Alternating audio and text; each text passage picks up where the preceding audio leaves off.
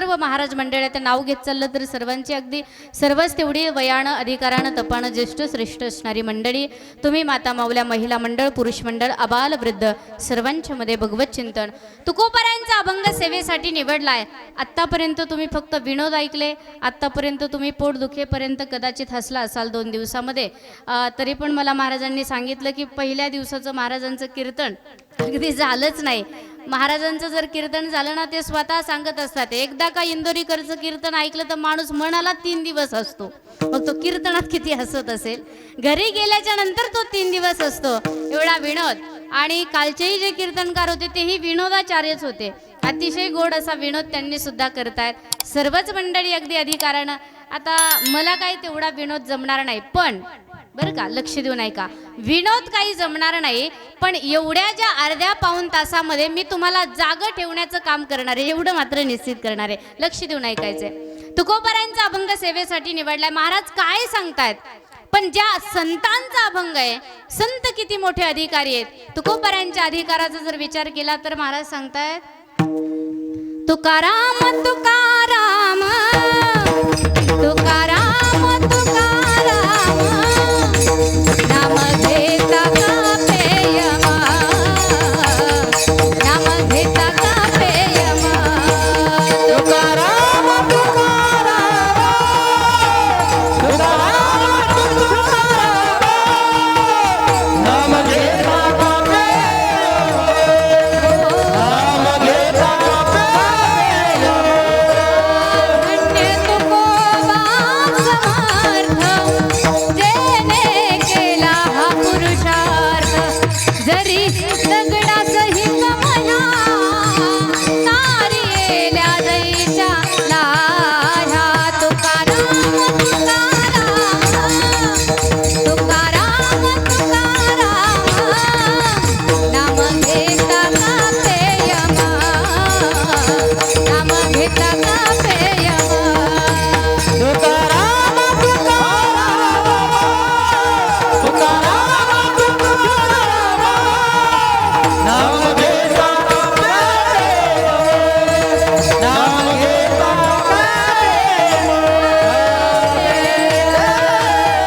का। तुकोबारायांचं नाव ऐकलं की यमालाही थरकाप सुटावा अधिकार माझ्या जगद्गुरु तुकोबारायांचा आहे। माता मौल्यांनो, यमाचं नाव ऐकलं तर आपल्याला थरकाप सुटतो। कधी काळानं आपल्यावरती झडप घालावी असं कधीच कोणाला वाटत नाही। मी मरावं असं कोणाला वाटतं का दादा बाबा काका? चुकूनही कोणाला वाटतं का आता मी मरावं? झोपले का काय? बोलत चला ना, मी मरावं असं कोणाला वाटतं का? वाटत असेल तर असं वरती बोट करा बरं, आपण उद्या तिकीट काढू त्यांचं। मी मरावं असं कोणाला वाटत नाही। काळ आपल्यावरती टपून बसलाय, कधी याचं सरतय, कधी मी याला घेऊन जातोय। काळानं आपल्यावरती झडप घालण्या अगोदर जाग व्हायचे, विचार करायचा। घडोघडी काळ वाट याची पाहे, अजून किती आहे अवकाश, घडोघडीला तो आपली वाट पाहतोय, कधी पुण्य सरतय, कधी मी याला घेऊन जातोय। काळानं आपल्यावरती झडप घालण्या अगोदर जाग व्हायचंय, विठ्ठलाचं चिंतन करायचंय, पांडुरंगाला सांगायचंय, देवा तुझ्याशिवाय मला दुसरं कोणी नाही रे बाबा। आणि एवढं चिंतन करायचं। तुकोबाराय म्हणतात मी तुम्हाला सांगत नाही, आणि साधू संतांनी फक्त आपल्याला सांगितलं नाही, ते स्वतः अगोदर आचरणामध्ये आणलं, त्यांनी स्वतः केलं। तुकोबाराय म्हणाले, आम्ही अखंड देवाचं चिंतन करतो, दिनरजनी हाची धंदा गोविंदाचे पवाडे, रात्रंदिवस आम्ही भगवंताचं चिंतन करतो, भजन करतो, आणि म्हणून भगवान परमात्माची कृपा आमच्यावरती झालेली आहे। त्या तुकोबारांनी भूतलावरती जन्म घेतला। ऐका बरं लक्ष देऊन, या भूतलावरती जन्म घेतला, जगाकडे दृष्टिक्षेप टाकला। प्रत्येक माणूस अगदी सैरावैरा धावतोय, प्रत्येक माणूस पळतोय, काहीतरी प्राप्त व्हावं, काहीतरी आपण कमवावं, आपल्याला कुणीतरी चांगलं म्हणावं, या भावामध्ये प्रत्येक माणूस पळतोय, रात्रंदिवस कबाड कष्ट करतोय।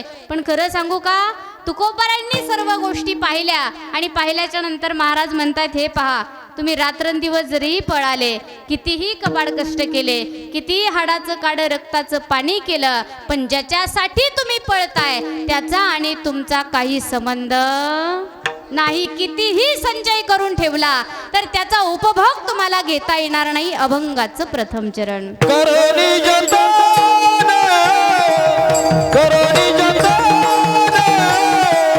करोनी जतन,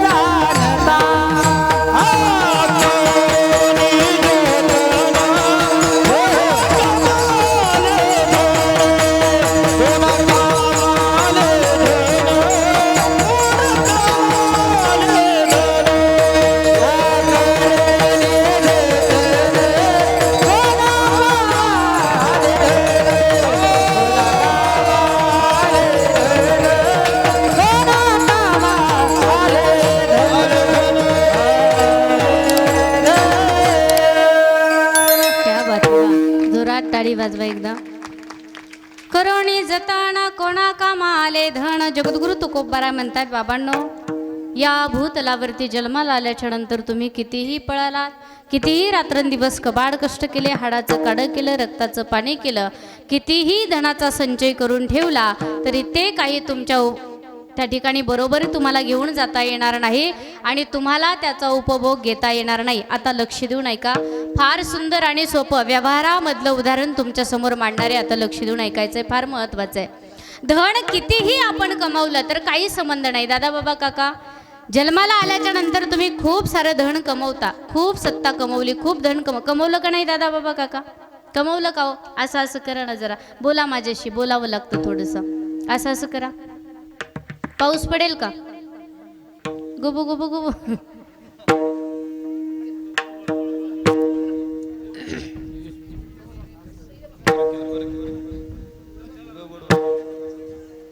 विठ्ठल विठ्ठल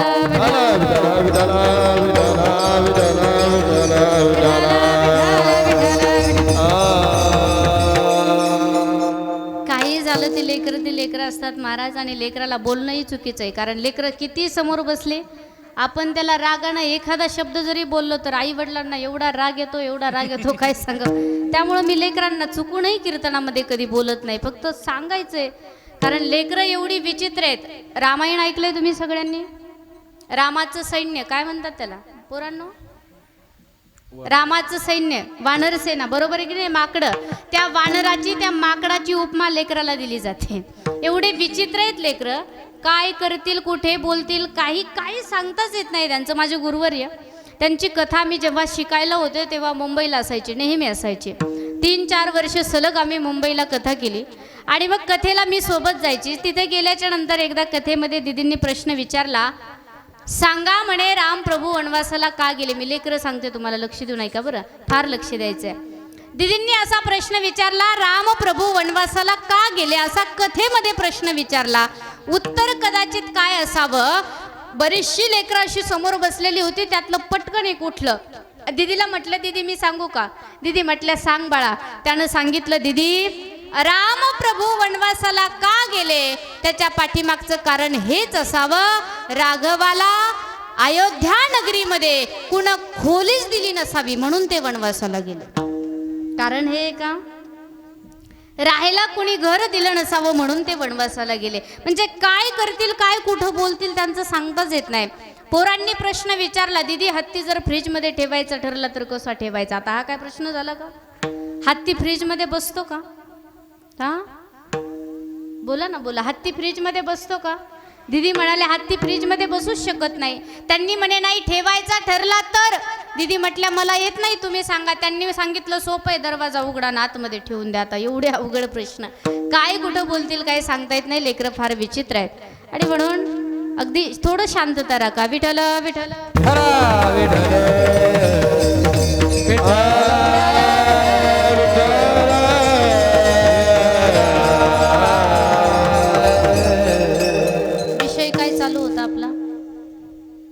काय चालू आला आवाज खालून, कीर्तन म्हणत आहे.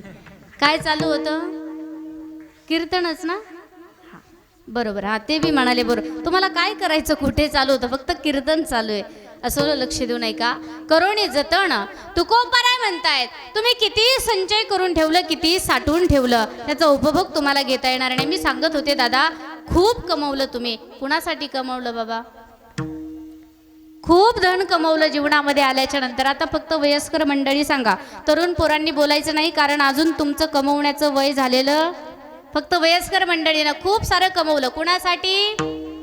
तुमच्या कुणाच्या एखाद्याच्या सातबाऱ्याच्या यादीमध्ये घराच्या त्या याच्यावरती माझं नाव सापडेल का? कुणाच्या एखाद्याच्या सापडेल का? नाही ना सापडणार. तुम्ही धन सत्ता संपत्ती कमवली, रात्रंदिवस कमवली, तुमच्या पोरांसाठी कमवली. खरं सांगू का दादा, ज्यांच्यासाठी कमवली मेल्याच्या नंतर तुम्हाला तेच पेटवणार आहेत. बरोबर आहे की नाही? मेल्याच्या नंतर आपल्याला कोण पेटवतं? लेकरच. ज्यांच्यासाठी कमवलं तेच पेटवतायत. सोबत काही घेऊन जाता येत नाही, इथंच ठेवावं लागतं. अनेक साधू संतांनी सांगितलं बाबांनो, कितीही तुमच्याकडे असलं तरी त्याचा उपभोग तुम्हाला काही घेता येणार नाही. एका कवीनं फार गोड सांगितलं, ऐका पहा. माझ्या सोबत सगळ्यांनी गायचंय, हाताने टाळी वाजवायची. कामनाएगी तेरी ताकत. एकदा सर्वांनी टाळी वाजवायची जोरात. माता मौल्यांनो, पाठीमागे बसलेली सर्व पुरुष मंडळी हाताने टाळी. वा, क्या बात है. हरी बोल. कामनाएगी तेरी ताकत, कामनाएगी तेरी दौलत, कामनाएगी तेरी ताकत, कामनाएगी तेरी दौलत. छोड़कर अपनी ऊंची हवेली, छोड़कर अपनी ऊंची हवेली, अपने आंगन से उठना पड़ेगा. जिंदगी एक किराए का घर है, एक ना एक दिन बदलना पड़ेगा. क्या बात है.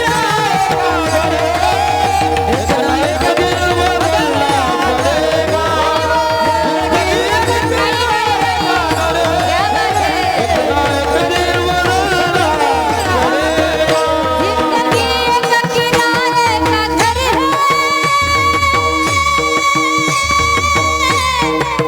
एक ना एक दिन बदलना पड़े. मौत जब तुझको, मौत जब तुझको आवाज देगी, घर से बाहर निकलना पड़ेगा.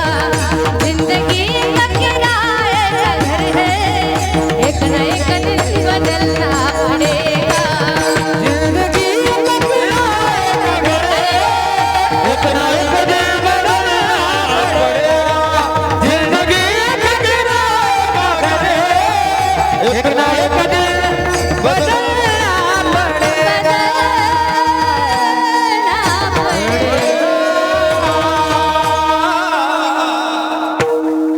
अरे कितीही कमवलं तर कुठे ठेवायचं, इथेच ठेवायचंय. खरं सांगते दादा बाबा काका, 5 मजली बिल्डिंग तुमची असू द्या, मेल्याच्या नंतर कुठून उचलतात. छोड़कर अपनी ऊंची हवेली, अपने आंगण से उठना पडेगा. 5 मजली घर जरी आपलं असलं ना, तर अंगणामधूनच आपल्याला बाहेर पकडतात. मग कितीही कमवलं त्याचा उपभोग आपल्याला घेता येणार नाही. अजून थोडंसं सोपं करून सांगते, ऐका. जीवनाला आल्याच्या नंतर खूप सारं कमवलं, हौस मौसही तेवढीच केली. 10 बोटामध्ये 10 सोन्याच्या अंगठ्या घातल्या, गळ्यामध्ये 10-10, 15-15 तोळ्याचे लॉकेट आपण गळ्यामध्ये घातले. दादा बाबा काका खरं सांगते, 10 बोटामध्ये 10 सोन्याच्या अंगठ्या घालू द्या, मेल्याच्या नंतर शेजारी पाजारी नाही, सखे सोयरे नाही, तर तुमचीच बायको तुमच्या अंगावर पडून रडत रडत बोटातल्या अंगठ्या काढते. आता बोलायच्या पुढे पटतंय की नाही तुम्हाला, खरंय की नाही. बांधोणिया देती यमाची हाती, भूषणे ही घेती काढोनिया. मेल्याच्या नंतर यमाच्या सोबत आपल्याला बांधून देतात. अरे फुटका मणी सुद्धा सोबत घेऊन जाऊन देत नाही. मग काय उपयोग आहे त्या धनाचा. कितीही कमवलं तर इथेच ठेवून जायचंय. तुकोबाराय म्हणतात, करोनी जतन कोणा कामाले धन. तुम्ही कितीही जतन करून ठेवलं, कितीही संचय त्याचा केला, तर त्याचा उपभोग आपल्याला काही घेता येत नाही. इथेच ठेवून जायचंय. प्रत्येकाला कळतंय धन आपल्याला सोबत घेऊन जाता येणार नाही, ते दुःखाला कारण आहे. सगळ्यांना कळतंय पण वळत, कळतंय आपल्याला सगळ्यांना पण वळत नाही. म्हणून जगद्गुरु तुकोबारांनी अभंगाच्या दुसऱ्या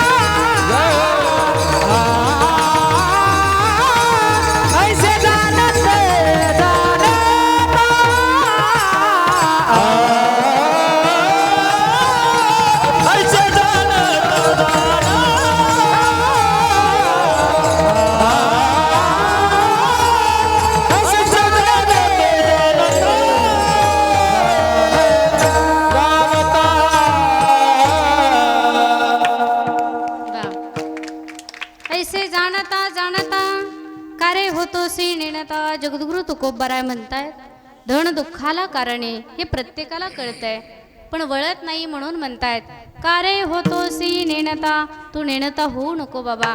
आपणही तसंच आहे, आपल्या सगळ्यांना कळतंय धन दुःखाला कारण आहे, त्याचा आपला काही संबंध नाही, तरी सुद्धा आपण कळून न कळल्यासारखं करतो, नेणता होतो. तुकोबारायांनी मायबापाची भूमिका बजावत असताना लेकरासारखं समजावून सांगताय, तो लक्ष देऊन ऐका. धन फार दुःखाला कारण आहे, द्रव्याच्या मागे कळी काळाचा लाग, म्हणून या संग खोटा त्यांचा. धन कितीही आपण कमवलं तरी ते आपल्याला शेवटी दुःखच देतं. थोडंसं लक्ष द्या माझ्याकडे. कितीही कमवलं शेवटी ते आपल्याला दुःख देतं. त्या धनाच्या आशेपायी माणसाचा जीव जातो, पण धन काही माणसाला सुटत नाही. मी खरं सांगते तुम्हाला, हे सगळ्यांना कळतंय, आम्ही सांगायची सुद्धा गरज नाही, पण वळतच नाही. आणि वळत जर असतं, जर कळून आपण न कळल्यासारखं जर केलं नसतं तर एवढी धावपळ जीवनामध्ये कुणी केली नसती. रात्रंदिवस कबाड कष्ट कुणी केले नसते. आम्ही सुद्धा रात्रभर कीर्तनासाठी पळालो, हे सुद्धा त्याच्यासाठीच चालू आहे महाराज. सगळ्या गोष्टी विठ्ठल विठ्ठल.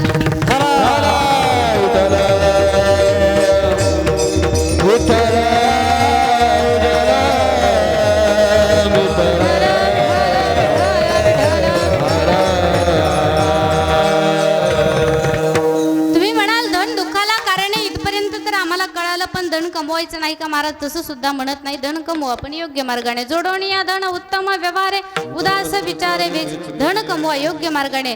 सुभाषितकारांनी सुद्धा सांगितलं, दादा तुम्ही जर धन योग्य मार्गाने कमवलं, योग्य त्या मार्गाला लावलं तर ते चिरकाल टिकत असतं. वाईट मार्गाने आपण जर धन कमवलं, फक्त 10 वर्ष टिकतंय, 11व्या वर्षी त्याचा ऱ्हास व्हायला लागतोय. आणि म्हणून धन कमवत असताना योग्य मार्गाने कमवा. कारण माणसाकडे आजकाल जर धन नसेल ना बाबा, प्रत्येक माणूस फक्त धन पाहतोय, पैसा पाहतोय. आता तुम्ही सुद्धा कीर्तनकाराच्या काय पाहता? कीर्तनकाराच्या गाड्या, बरोबर आहे की नाही? कीर्तनकाराची गाडी किती मोठी हेच आपण पाहतो. कीर्तनकाराची गाडी पाहता, दाढी पाहता, बॉडी पाहता, सगळं तुम्ही कीर्तनकाराचं मोठं आहे का ते पाहता, बरोबर आहे की नाही? मला सांगायचंय तात्पर्य एवढंच आहे, धन जर माणसाकडे नसेल तर त्या माणसाला कलियुगामध्ये मान, पान, प्रतिष्ठा या सर्व गोष्टी नाहीयेत. धनच जर नसेल तर त्याला कोणी सुद्धा विचारत नाही. माणसाकडे जेव्हा पैसा असतो ना तेव्हाच लोक त्याला सर्व मान्यता आहे जगी, सर्व मान्यता आहे जगी.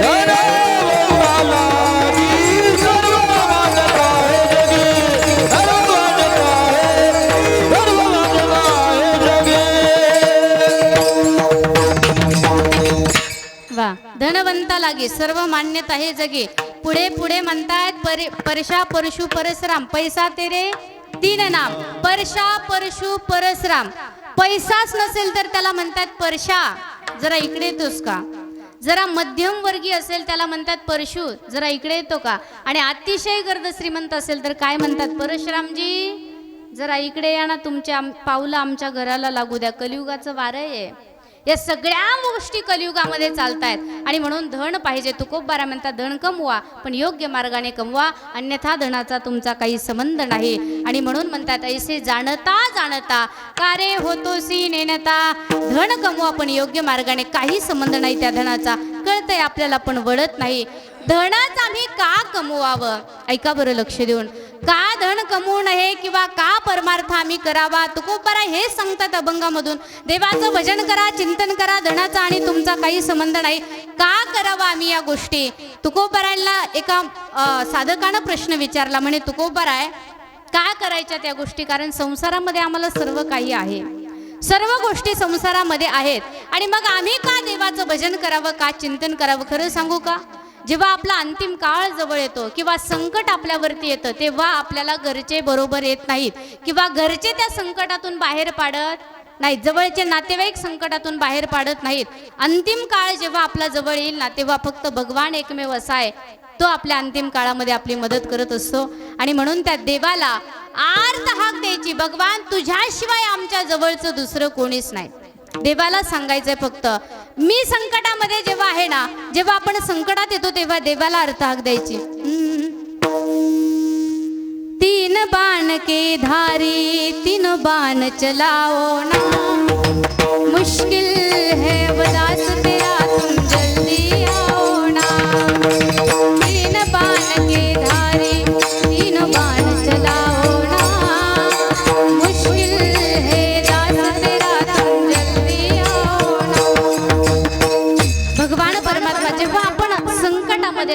तेव्हा त्या देवाला आपलंसं करायचं, देवाला अर्थहाक द्यायची.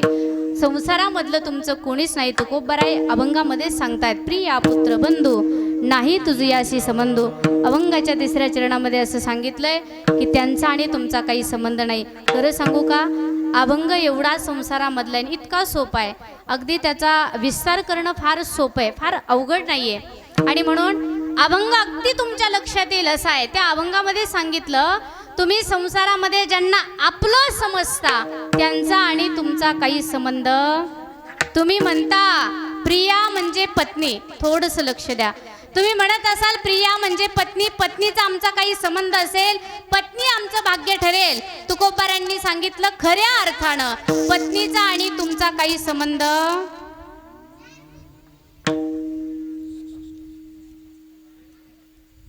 माझी इकडे बडबड चालू आहे आणि तुमची तिकडे चालू आहे, कोणाची कोणाला मेळ नाही. आता माझ्या पाठीमागे फक्त पुरुष मंडळी बसलेल्या, सर्व महिला मंडळी शांत बसतील. फक्त पुरुष मंडळीनं फक्त नाही म्हणायचं. काय म्हणायचं? काय म्हणायचं? मोठ्यानं फक्त नाही म्हणायचंय. आमच्या पत्नीचा आणि आमचा काही संबंध.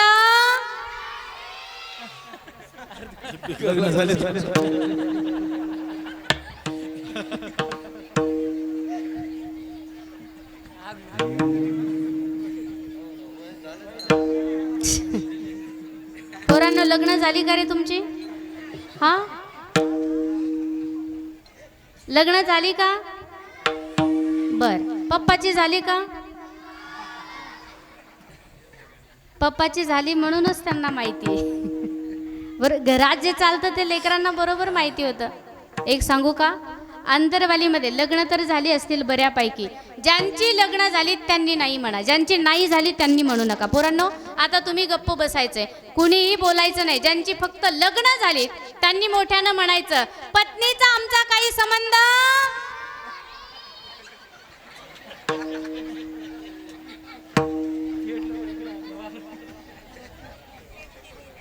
तिकडे टोपीवाले बाबा मोठ्यानं हाय आहे आहे आहे असं म्हटलं, ते घाबरलेच, इथंच घाबरले. आता पुढे घरी गेल्यावर काय होणार आहे काय कोणास ठाऊक. बरोबर आहे की नाही? आहे म्हणतात, कुणी नाही म्हणतात. जरा मोठ्यानं म्हणा ना. लग्न झालीत ना पण सगळ्यांची आंतरवालीमध्ये लग्न झालीत का?